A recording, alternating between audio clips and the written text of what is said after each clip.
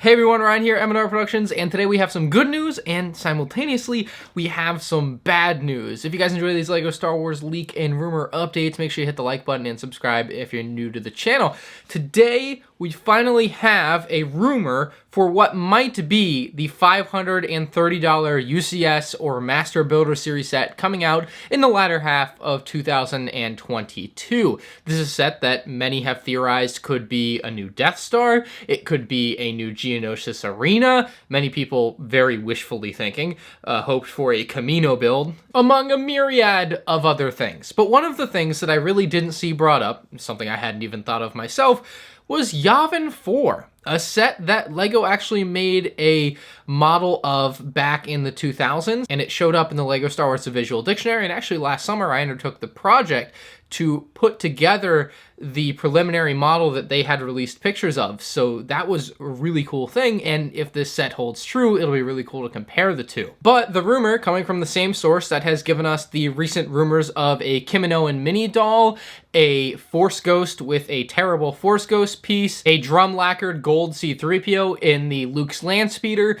and most recently a Rancor versus Scorpio Neck droid set coming for later this year. We now have the rumor of a Master Builder's Yavin 4 from that same person. And if it wasn't clear, this is going to be the $530 set, again, potentially, if any of these other rumors that this same guy has put out. His track record seems like it could be very strong here in short order, but he's so new to the leaking space that we don't know if this guy is actually leaking real stuff or not. It's all convincing and it all seems very real, and I personally think it is real. But remember, leaks and rumors are just that, leaks and rumors, and nothing is official until it's official. Now let's get into what is potentially going to be in the set itself. From the source itself, it is said to include a Midi-Scale Millennium Falcon, which is amazing sounding to me. I do kind of assume that it would include the ability to put a minifigure in the cockpit, much like we saw with the smaller scale Slave 1 in Master Builder Series Cloud City a few years back. I would assume this is kind of in the same vein,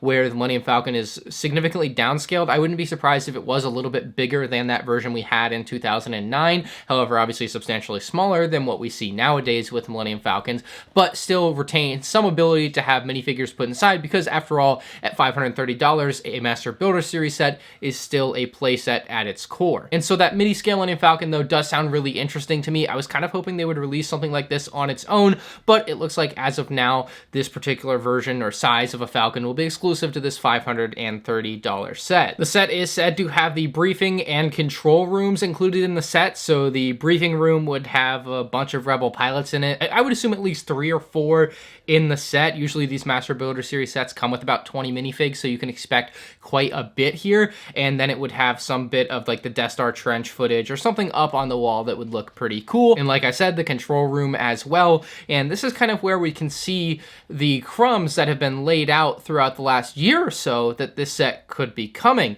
They released a General Dondana minifigure, they re-released the Princess Leia minifigure, and you betcha, you know, if the set is real, these figures are going to be getting reused in the Yavin 4 set. And LEGO's the type of company to do that. They do it a lot, and that is 100% what I expect to see here if that is the case. Although I still hold out hope for some number of exclusive minifigs for your money. I think the gunship no exclusive minifigs thing is laughable and dumb, and they should really not be doing that. They should be giving people that want to pay more a little something extra for their money. Anyway, it is also said to have a little part of the award stage and stairs, but no aisle to walk for the very end of the movie where Luke and Han are presented with their medals.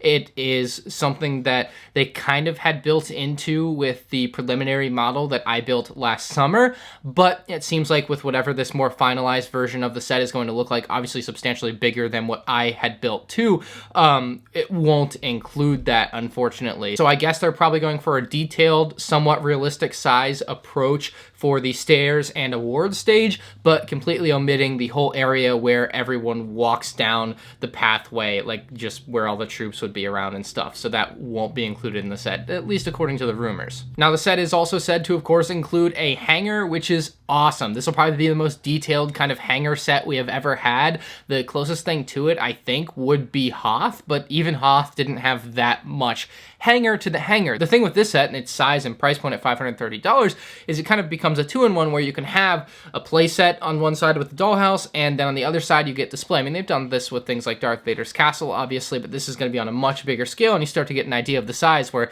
a Darth Vader's castle is pretty big for $130, and you have Darth Vader's tie that can fit underneath. But at $530, and this should be all just kind of one encapsulated build with maybe a little bit of exterior space, like, you're gonna end up with quite a bit of stuff going on, and that sounds really amazing to me. Like, when you think about the price point, it should be like 1.5 times as big as the Disney castle. That's gonna be a really big build, and I'm very excited for what this definitely could be. As far as the exterior goes, I mean, I would expect a lot of tan. I would expect it to look a lot like some of these mocks that I'm showing on screen now. Like, this is something that could very well be super representative of what we will end up seeing from Lego Star Wars. I would not expect it to look very similar to the model that I put together at all. Like, that is a model that has, you know, 1,000 pieces or whatever. It would cost $150, $200. Like, that is not going to be even close to what we see from Lego with a finished, finalized model here, probably almost 15 years after that original preliminary model was made. Like,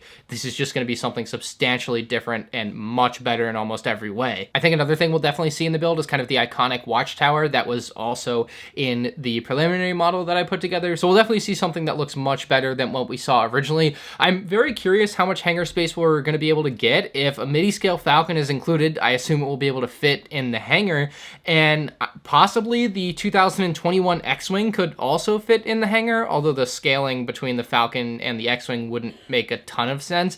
My thing with scaling between ships, though, is if they're in the same set, yeah, they should probably have a similar scale to each other, but since these are two different sets of ships, like, it's not really relevant, if that makes sense. But even so, they could still play well together, and that would be very interesting to see. I am very hyped about this. This is something that I just thought Lego would never tackle. Yavin 4 is kind of one of the more out there things from Star Wars in the original trilogy that is kind of underground, not a ton of people know about. I'm especially surprised it's going to be a $530 set if it holds true. That is just a lot of money for something like that. That's why I thought $530 didn't sound great for like a Geonosis Arena or something like that. I still think that would fit much better as a $160 or $200 playset maximum. The biggest, most unfortunate thing to me about this set coming out this year and not next year or the year after is that this year Lego has probably missed the most potential opportunities, specifically with May the 4th. They're supposed to be releasing a UCS Luke's Landspeeder. It really should have been a Boba Fett Slave One or Darth Vader's TIE Fighter remake, because those are way, way more like in the now. Like, Boba Fett show just came out, Darth Vader's going to be in Kenobi. Like, these are things that are much more important to have out now than a UCS Luke's Landspeeder. And the same can be said for Yavin 4. Yavin 4 is much more timeless